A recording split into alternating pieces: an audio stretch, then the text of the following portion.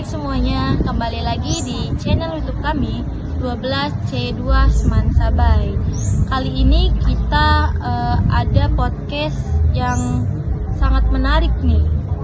Di episode kali ini kita bakal bahas topik yang cukup penting, yaitu Reformasi 1998. Kenapa penting? Karena dari sinilah Indonesia mulai berubah. Nah, kita perkenalan dulu kali ya. Di sini perkenalkan, nama saya Filza Ayatul Amanah sebagai host, dan di sini ada dua narasumber saya. Perkenalkan, nama aku Yuliani Asyariati sebagai narasumber 1. Perkenalkan, nama saya Said Darmawan sebagai narasumber 2. Kalau boleh tahu kalian nih sekarang kelas berapa sih? Kelas 12 Kelas 12. Sekolah dari SMA Negeri 1 Pebayuran. Oke, di Pebayuran. Karena sekarang topiknya itu tentang sejarah, kalau kalian kelas 12 berarti kalian sudah sangat-sangat mendalami ya tentang pelajaran sejarah. Sudah. Oke, kalau gitu kita mulai aja kali ya ke pertanyaan. Mulai. Udah siap belum kira-kira? Siap.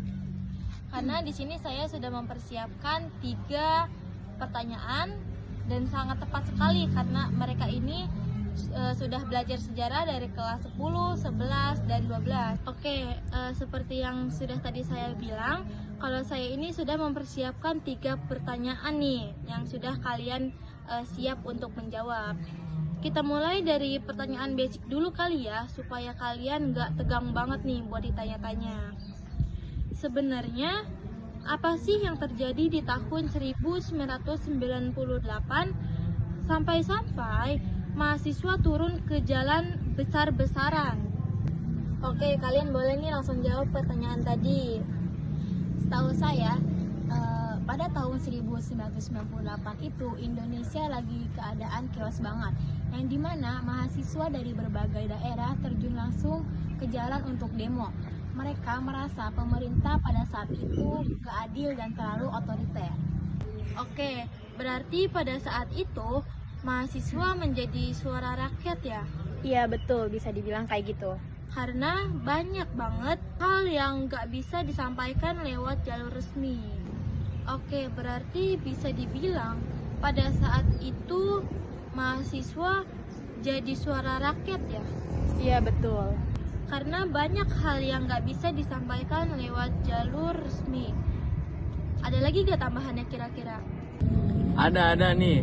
Dan puncaknya tekanan dari mahasiswa dan masyarakat bikin Presiden Soeharto akhirnya mundur setelah 32 tahun berkuasa. Oke, kita lanjut aja kali ya ke pertanyaan nomor 2. Nah, tapi demo segede itu kan gak mungkin ya terjadi tanpa sebab. Sebenarnya faktor apa aja sih yang bikin reformasi 1998 ini bisa meledak kayak gitu? Nah, salah satu faktor terbesar itu adalah krisis ekonomi, yang dimana nilai rupiah anjlok, harga kebutuhan naik, dan banyak orang kehilangan pekerjaan, serta hidup masyarakat juga semakin berat. Oke, bagus banget nih jawabannya. Berarti secara ekonomi masyarakat lagi ada di titik paling tertekan ya? Betul. Dan itu berpengaruh besar ke munculnya protes. Kira-kira ada lagi nggak tambahan dari mungkin Said? Ada tambahan nih, selain ekonomi ada juga faktor politik. Waktu itu banyak banget praktek KKN, kebebasan berpendapat dibatasi, dan hukum terasa nggak adil. Semua masalah ini numpuk dan akhirnya bikin rakyat, terutama mahasiswa, ngerasa udah cukup. Oke, jadi kalau disimpulin, reformasi 1998 itu dipicu oleh 2 faktor utama ya. Krisis ekonomi yang bikin rakyat menderita, dan sistem politik yang penuh KKN serta minim keadilan. Kalau gitu kita lanjut ke pertanyaan nomor 3 nih, yang mungkin sedikit agak sulit ya. Semoga kalian bisa menjawabnya. Oke, di pertanyaan nomor 3, yaitu kalau kita lihat sekarang, dampak reformasi 1998 itu masih kerasa nggak sih dan tantangan apa aja yang masih kita hadapi sampai hari ini. Masih kerasa banget. Sekarang buktinya kita bisa pemilu secara langsung, lebih bebas, dan presiden juga dibatasi masa jabatannya. Itu semua hasil dari reformasi.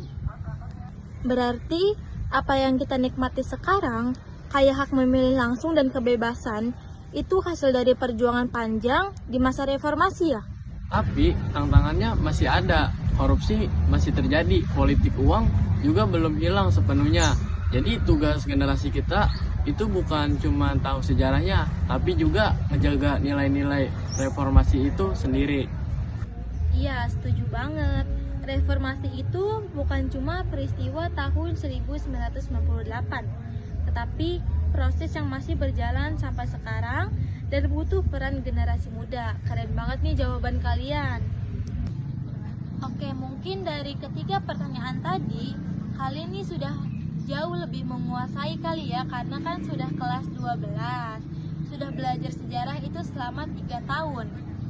Oke, jadi reformasi 1998 kita belajar kalau perubahan itu bisa terjadi kalau masyarakat berani bersuara dan peduli. Sejarah ini juga mengingatkan kita supaya nggak cuek sama kondisi bangsa. Mungkin segitu dulu ya podcast dari kami mengenai reformasi 1998. Terima kasih banyak kepada dua narasumber hebat kita. Ya, Iya, sama-sama. Sampai di sini saja sharing kita mengenai sejarah. See you next video. Wassalamualaikum warahmatullahi wabarakatuh.